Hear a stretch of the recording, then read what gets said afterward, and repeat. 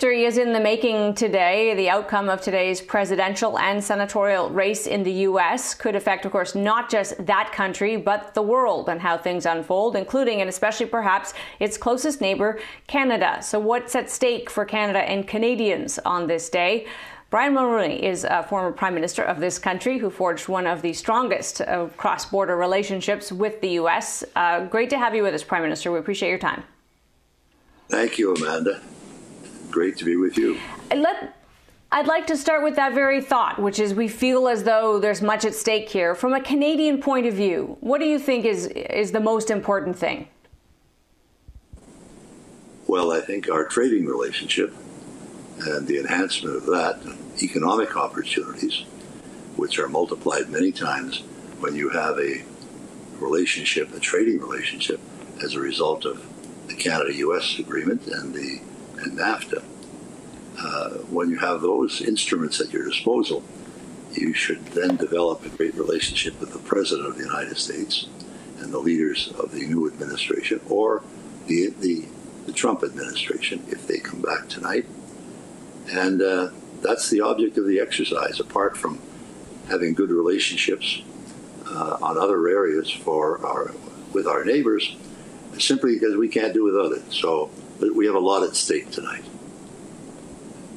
There's a lot of fear that while President Trump has been a difficult partner in trade relationship, that a President Biden would not necessarily be better. Protectionism is afoot in America. What do you think about that? Is one versus the other a bigger threat to us?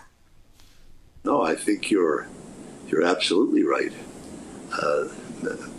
Mr. Biden's Vice President Biden was leading the Democrats, and they're quite protectionist.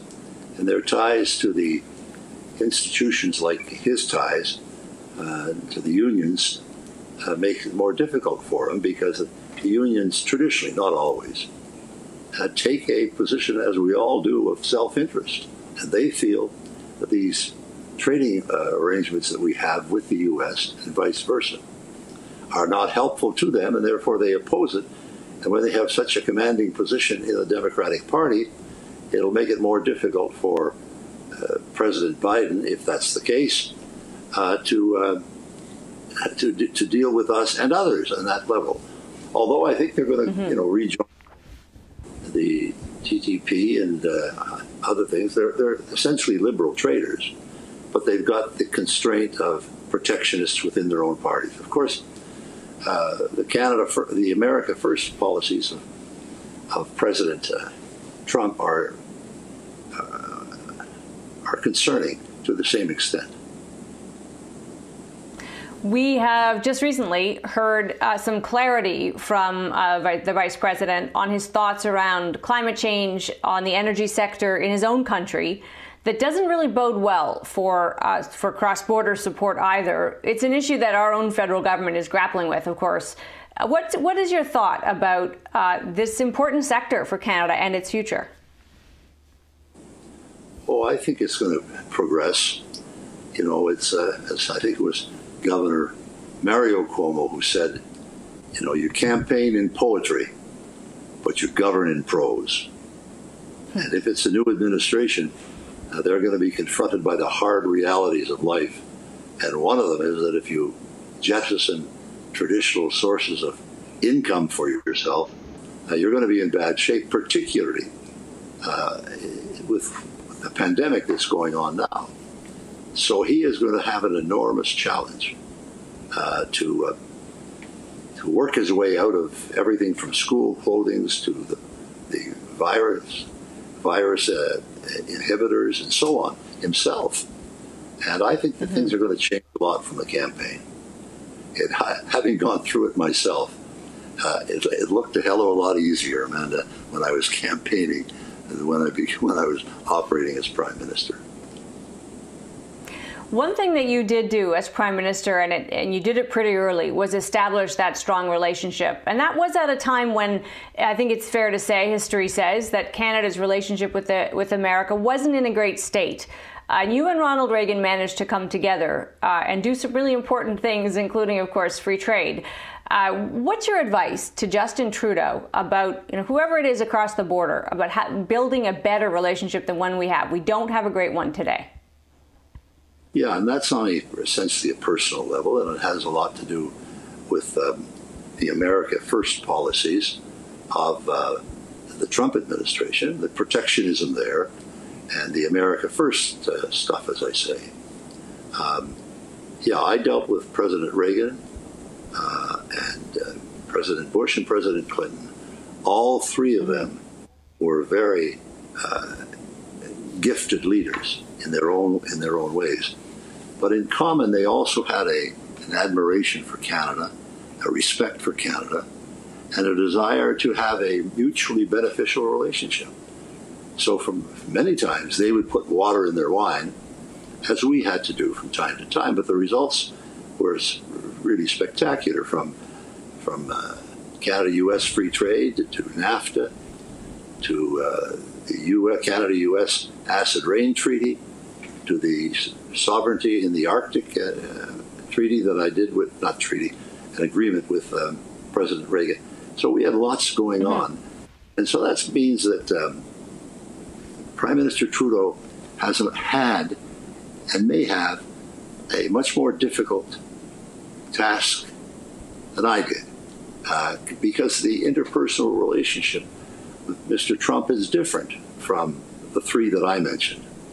And so he's going to have to, now I understand his relationship with Joe Biden is a much more sympathetic one. They get along well, and Biden, of course, understands the importance of our relationship, and he values it highly. And that makes a terrific difference when you're trying to put together a big idea or a major transaction with the United States. You have voiced on this network your concern for Canada's productivity, for our competitiveness. These are issues that we have grappled with over decades, really. Do we have a better chance now of tackling those, or a tougher one, given the major obstacles in our path? Well, that's a largely internal matter. We've got to take decisions in Canada. I mean, our productivity is lower than the employees in the state of Mississippi. In the OECD, we've dropped to, I think, second last of dozens of countries.